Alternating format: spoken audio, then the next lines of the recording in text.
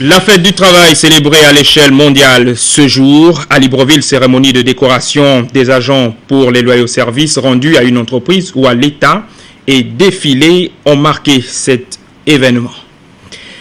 À Libreville, les manifestations liées à la célébration de la fête du travail se sont déroulées dans la joie et l'allégresse. Plusieurs agents, dont 749 au total, ont reçu des médailles pour leurs loyaux services rendus. On regarde dans ce reportage de Claudette Eworé Richon, Alain Serge Ayéné, Olivier Antonio. Placé sous le haut patronage du Premier ministre, chef du gouvernement, professeur Daniel Onaondo, et sous le thème « Le travail au cœur du pacte social », la fête du travail édition 2014 a été bien particulière et historique. Car au-delà de la mobilisation certaine des officiels et des travailleurs de tous les secteurs d'activité, c'est la première fois que l'on assiste à un manifeste unique des 17 organisations syndicales de travailleurs, lu au nom de tous par Aloïs Mbumbine. Dans ce document de 7 pages, le défenseur des droits des artisans gabonais a fait la genèse de la célébration du 1er mai, a exprimé les attentes pressantes en tenant compte de l'esprit d'ouverture du gouvernement. Notre adresse ce jour s'appuiera sur la rencontre que vous avez bien voulu organiser il y a quelques semaines avec l'ensemble des représentants des organisations syndicales, des travailleurs. Laquelle rencontre s'inscrivait dans le contexte d'une prise de contact avec le gouvernement dont vous avez la charge.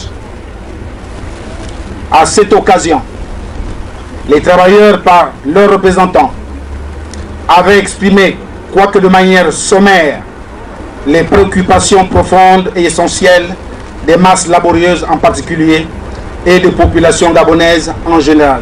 Les travailleurs réunis ce jour émus par une dynamique unitaire, affirment leur engagement à œuvrer pour la défense effective de leurs droits et leurs intérêts tant moraux que matériels.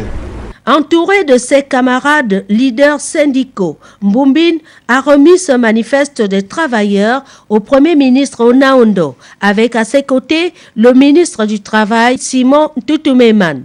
Autre temps fort de cette cérémonie, les décorations des travailleurs méritants, médaille de bronze, d'argent pour la durée de 10 et 20 ans et la sacrée médaille d'or pour les agents ayant totalisé 30 ans de service et plus.